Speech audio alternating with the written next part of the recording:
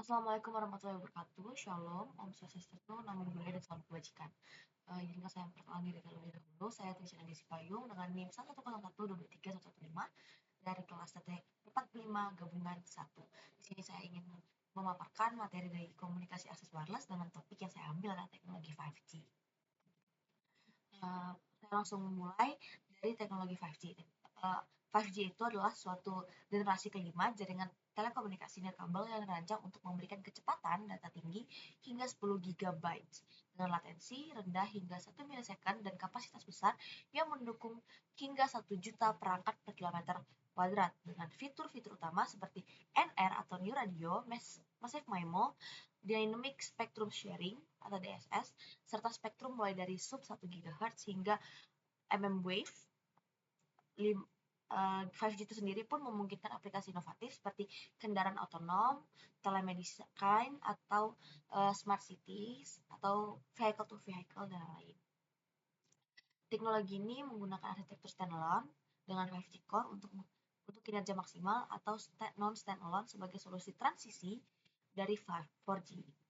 Meskipun memiliki tantangan seperti biaya implementasi yang tinggi, cakupan mmWave yang terbatas, dan kompleksitas teknis, 5G menjadi fondasi utama untuk era digital dengan fokus pada efisien spektrum, fleksibilitas, dan skalabilitas untuk masa depan.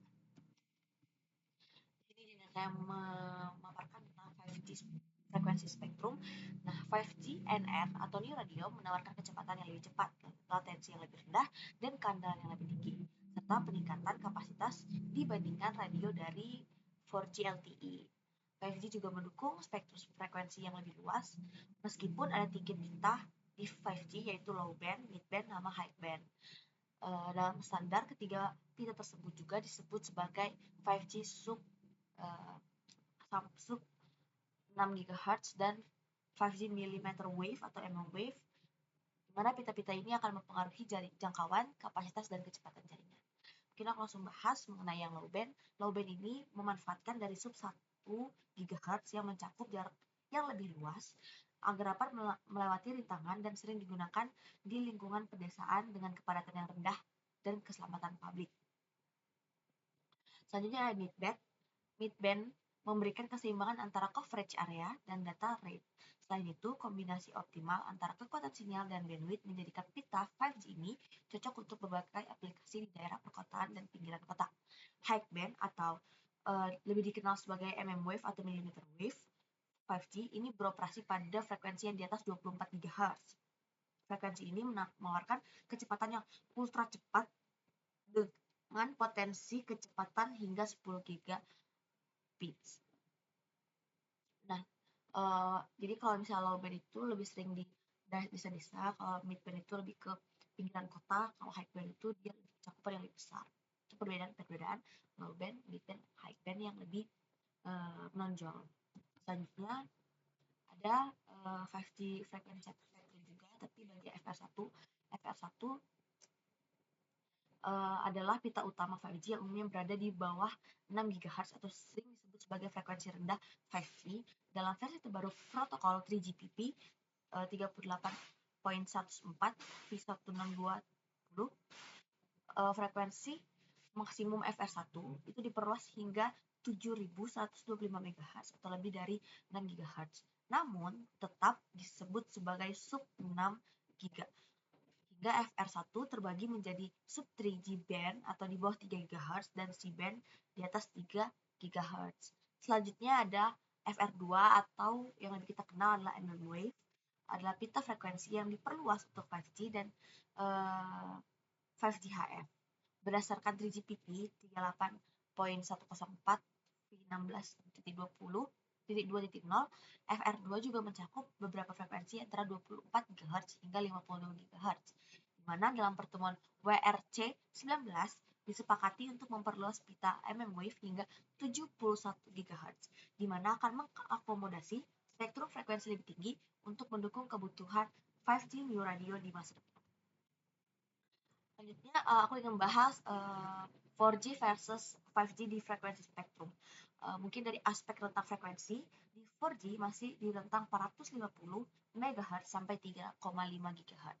Sedangkan di 5G, di FR1 sudah sampai 7.125 GHz atau masuk ke sub 6, dan FR2 sudah masuk ke 24 GHz sampai 71 GHz atau mmWave. Aku mau ralat dulu, yang FR1 itu 7,125 MHz. Selanjutnya, di aspek pita utama atau core bands itu di 4G masih pakai 800 MHz, 1800 MHz, 2100 MHz, dan 2600 MHz. Sedangkan di 5G sudah sub 6G atau C-band-nya 3,3 sampai 4,2 GHz dan mmWave lebih dari 24 GHz. Selanjutnya ada aspek bandwidth spektrum, di mana 4G umumnya hingga 20 MHz per saluran, sedangkan 5G itu hingga 100 MHz di sub 6G dan 400 MHz di mmWave. Untuk aspek spektrum terbagi, di 4G banyak spektrum yang sudah digunakan untuk 2G dan 3G, sedangkan di 5G sub 6G itu terbatas dan termasuk ke dalam 4G, dan mmWave masih baru dan juga luas cakupan spektrumnya. Selanjutnya ada efisiensi spektrum. Dari aspek ini 4G efisiensinya lebih rendah, sedangkan 5G lebih tinggi karena melalui teknologi yang namanya Massive MIMO dan beamforming. Untuk penggunaan utama di 4G masih pakai mobile broadband dan Volt LTE atau VoLTE, dengan 5G masih menggunakan mobile broadband tapi dengan ultra reliable low latency dan massive IoT. Jadi di sini saya ingin menjelaskan mengenai DSS atau Dynamic Spectrum Sharing adalah di mana teknologi antena baru yang memungkinkan penggunaan LTE dan 5G secara bersamaan dalam pita frekuensi yang sama. Teknologi ini membantu dalam menentukan permintaan 4G LTE dan 5G secara real time. Bandwidth yang tersedia dari jaringan ini juga dibagi menjadi beberapa bagian independen dan secara dinamis untuk menetapkan masing-masing standar komunikasi seluler dan yang ideal untuk frekuensi yang tersedia. Bisa kita lihat dari sini DSS-nya yang 5G, 4G, dan ada juga yang share spektrum atau infrastrukturnya. Jadi 4G sama 5G satu infrastruktur dan sharing spektrum. Dengan kelebihan yang pertama adalah efisiensi penggunaan biaya spektrum, yang kedua penghematan biaya, yang ketiga transisi yang lebih mulus ke 5G, yang keempat pemanfaatan spektrum di area dengan kepadatan lalu lintas yang beragam. Selanjutnya aku ingin membahas tentang 5G arsitektur. Ada terbagi menjadi dua, yang standalone sama non standalone. Nah, sebenarnya lebih singkatnya itu kalau yang standalone dia membuat suatu akses jaringan sendiri, sedangkan yang non standalone itu dia masih pakai infrastruktur 4G sebagai akses jaringannya. Kalau yang standalone itu dia sudah menggunakan akses jaringan sendiri dengan core sendiri. Mungkin bisa dibaca pemahaman lebih lanjut mengenai standalone dan non standalone.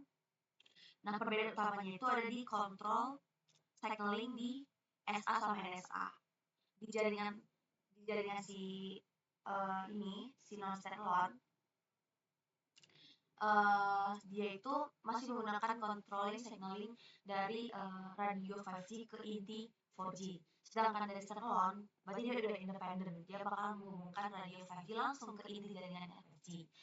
Dan signal controlling tidak akan bergantung pada jaringan 4G sama sekali. Jadi yang standalone dia akan berdiri dengan secara independen, kalau yang standalone dia membutuhkan bantuan 4G untuk membangun sebuah infrastruktur 5G. Selanjutnya aku akan membahas mengenai 5G service based architecture. Service based architecture SBA memberikan layanan bagi industri vertikal baru seperti kesehatan, public safety, industrial, Internet of Things, and banyak lagi. Dalam SBA 5G, semua elemen jaringan akan didefinisikan berdasarkan network functions.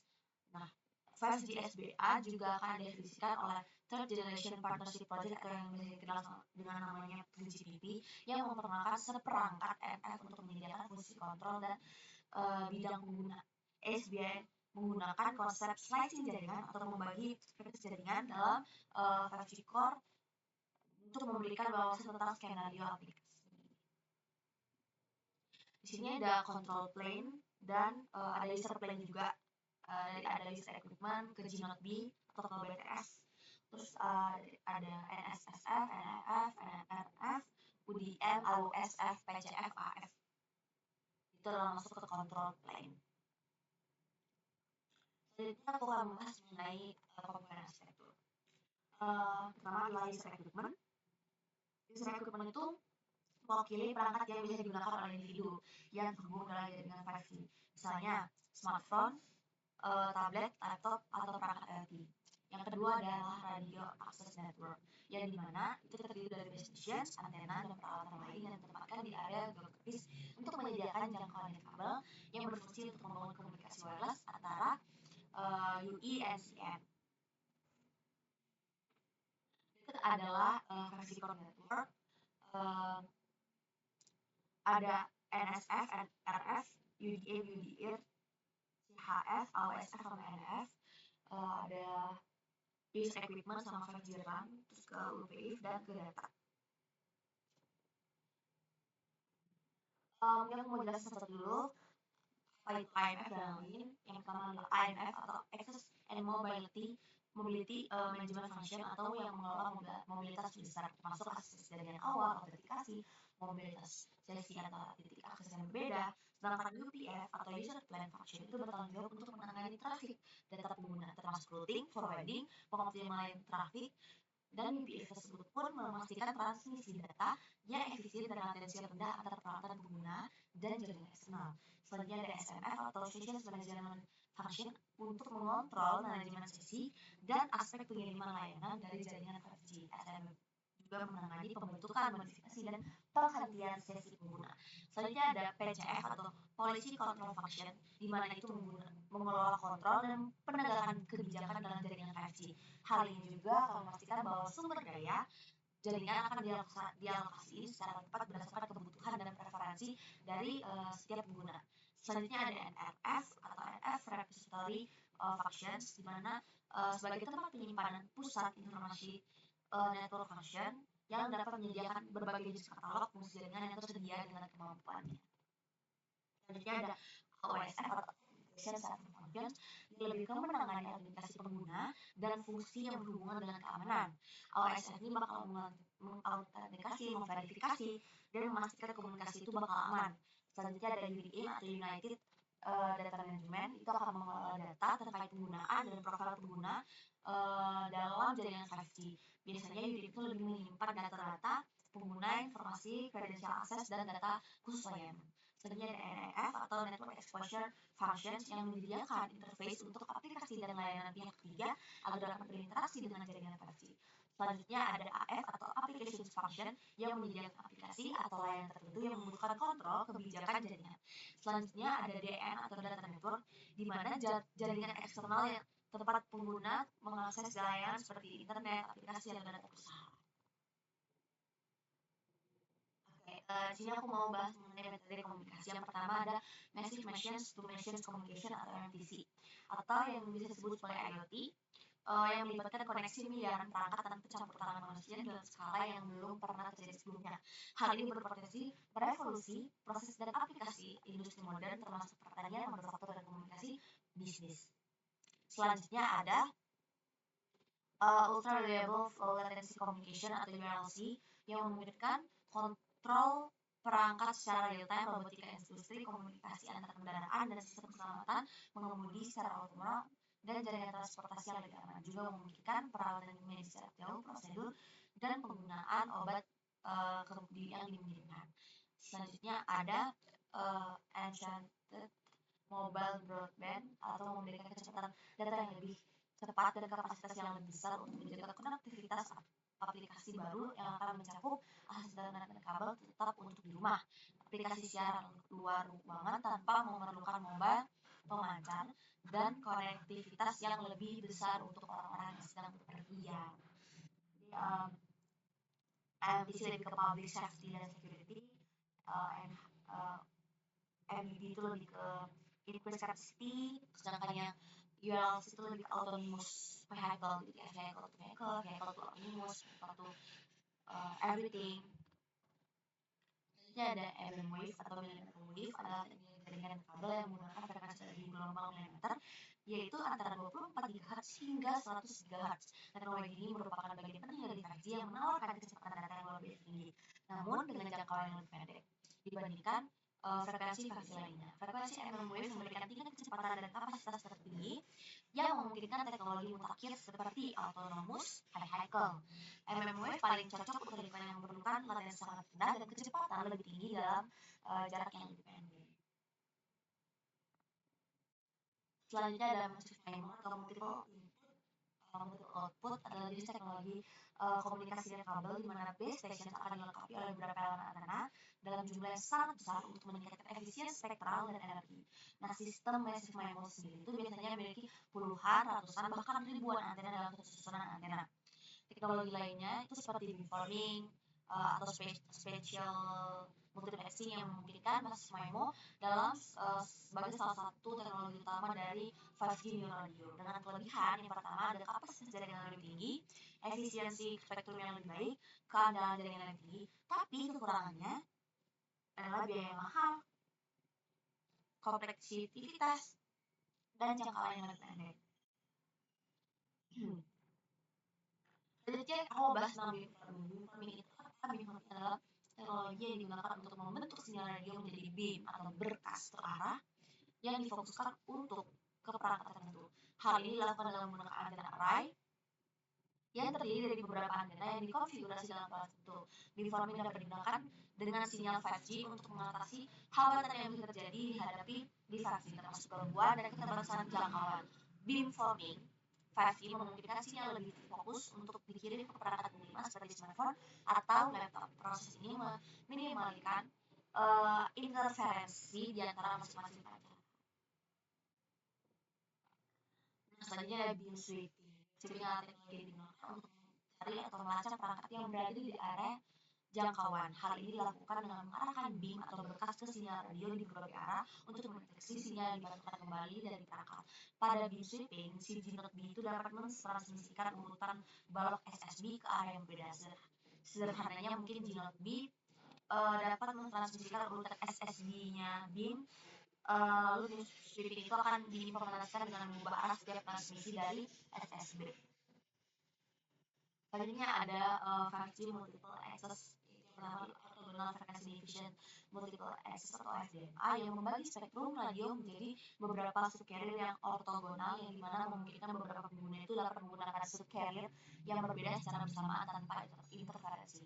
Sedangkan juga yang normal atau ortogonal multiple access biasanya didefinisikan sebagai skema intercell multi-user multiplexing yang mengusulkan penggunaan ranah tambahan, yaitu ranah daya. Nah, normal tersebut itu akan memungkinkan beberapa pengguna untuk menggunakan subcarrier yang sama secara bersamaan dengan menggunakan teknik decoding. Selanjutnya ada SCMA. SCMA itu multiple access.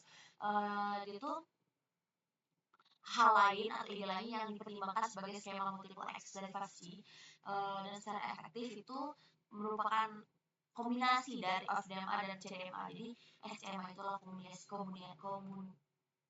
dari dua multiple access yang udah aku sebutin tadi.